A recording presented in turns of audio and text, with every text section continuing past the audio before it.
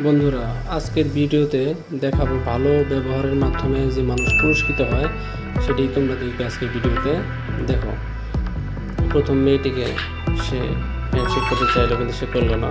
দ্বিতীয় মেয়েটি হ্যান্ডশেকটা করলো এবং সে ভদ্রতার পরিচয় দিল এবং প্রথমটি দিল না। পরবর্তীতে সে কিছু পয়সা চাইলো তার কাছে, সে খুব দরিদ্রতা বোঝালো এবং দ্বিতীয় মেয়েটি তাকে হেল্প করলো, প্রথমটি করলো না।